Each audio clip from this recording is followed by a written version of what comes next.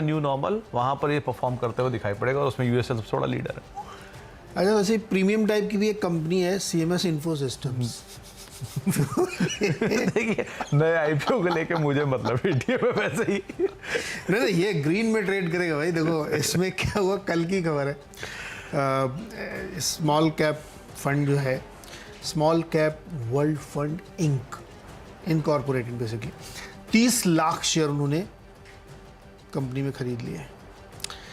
ये कंपनी क्या करती है, बहुत ही इंटरेस्टिंग काम करती है। ये लॉजिस्टिक्स काम करती है, कैश मैनेजमेंट, ATM को मैनेज करना, उसके लिए सॉफ्टवेयर वगैरह सब ये सारे काम करती है। और ज़बरदस्त तरीके से इस कंपनी ने अपने IPO से अब तक परफॉर्म किया। न्यू एज कंपनी इसको भी रखते हैं, लेकिन इसका बिजनेस मॉडल और बढ़िया इसमें तेज़ी बनती हुई दिख रही है। तो इसमें मुझे लगता है कि ध्यान दिया जाना चाहिए। और इसमें जो बिकवाली की गई थी वो किसने बेचा था? साइन इन्वेस्टमेंट होल्डिंग, जो कि एक प्रोमोटर ग्रुप कंपनी है। उसके बावजूद स्टॉक में तेज़ी बनी। कुछ लोग कहते हैं ना प्रोमोटर ग्रुप ने क्यों निकाला तो इसमें गिरावट आई, लेकिन बाई किसने किया था? स्मॉल कैप वर्ल्ड फंड ने। उसके बाद से तेज़ी। और साइन के पास बहुत ज़्यादा होल्डिंग है, 63% होल्डिंग है, इसलिए उन्होंने 30 लाख शेयर बेचे थे। लेकिन मुझे अभी भी लगता है जिस तरह से बिजनेस है और जो लास्ट क्वार्टर के रिजल्ट आए उससे लगता है कि इसमें और तेज़ी बनेगी। और ये कल आप देखिए 11 रुपये ऊपर गया इस डील के बाद। 5वां स्टॉक है लेमन ट्री। फेस्टिवल सीजन है, हॉलीडे सीजन शुरू होने वाला है या हो भी गया होगा, तो अच्छी खासी तेज़ी इसमें देखने को मिल रही है। और 93 रुपये पे स्टॉक खड़ा हो गया है। एक समय ये 50-60 रुपये का होता रहता था। और इसमें हर दिन एक खबर आती थी कि उन्होंने एक और होटल ऐड किया, एक और होटल ऐड किया। करते करते इन्होंने यहाँ तक इसको ले आए हैं। इनका एक होटल है जो मुंबई एयरपोर्ट के सामने है, जो हमारे ख्याल में जल्दी लॉन्च होने वाला होगा इसी महीने। तो खुद कंपनी मानती है कि वो उसके लिए गेम चेंजर होगा।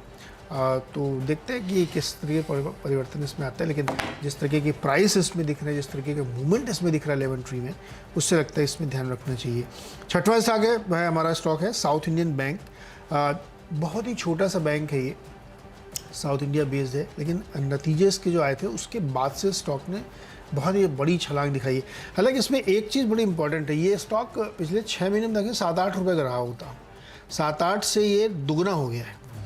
दुगना क्यों हुआ? इसके जो रिजल्ट्स अगर आप जाके देखेंगे तो कंपनी 250-300 करोड़ का प्रॉफिट बना रही है और बहुत ही सस्ते वैल्यूएशन पे। रिटर्न ऑन एसेट्स इसका 1% के आसपास पहुंचे, जो बड़े बड़े बैंकों में होता है। तो नतीजों के बाद से इसमें लगातार मोमेंटम बना हुआ है, तो मोमेंटम चेस कर सकते हैं। लेकिन चूंकि छोटे टिकट साइज़ का स्टॉक है, बहुत भाग चुका है, इसलिए स्क्रीन पे ध्यान से और बहुत ही आंखें खुली रखें, क्योंकि ऐसे स्टॉक कई बार बहुत तेज़ी से नीचे की ओर पलट भी जाते हैं।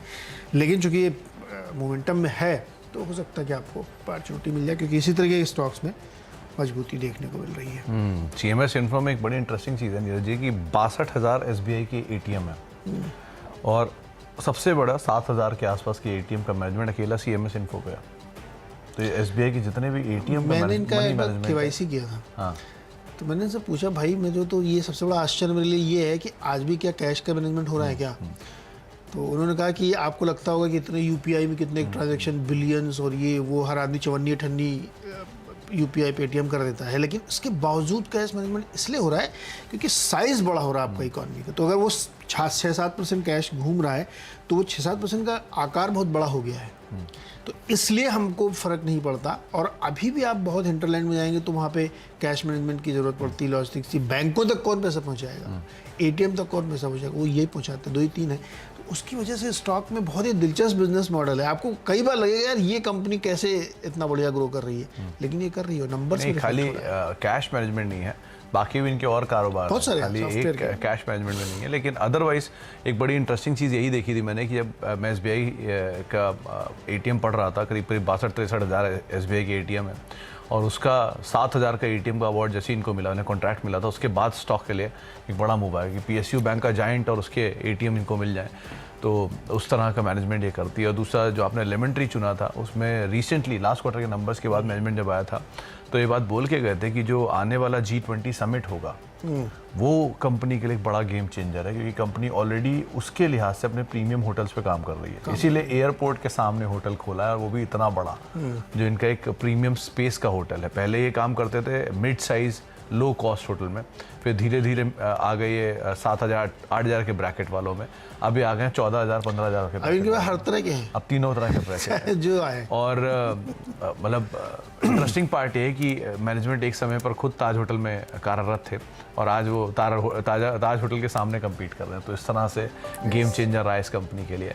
तो लेमन ट्री एक इंटरेस्टिंग पिक रहेगी, आज आपको नज़र रखनी होगी। और अदरवाइज भी स्टॉक के ऊपर आप पूरे होटल स्पेस के ऊपर नज़र रखेंगे कि G20 समिट का हैंड ओवर इंडिया के लिए ये एक बहुत बड़ा गेम चेंजर होगा इस पूरे स्पेस के लिए, travelling, tour, laser, Indian domestic space के लिए। तो इन सब के हिसाब से आपको लेमन ट्री के ऊपर भी नज़र बना कर रखनी होगी। एक ब्रेक का वक्त है, चलिए 6 स्टॉक हम दोनों की तरफ से बताए जा चुके हैं, कुछ और 4 स्टॉक्स और बाकी हैं, उस पर भी लौटते हैं और बातचीत करते हैं।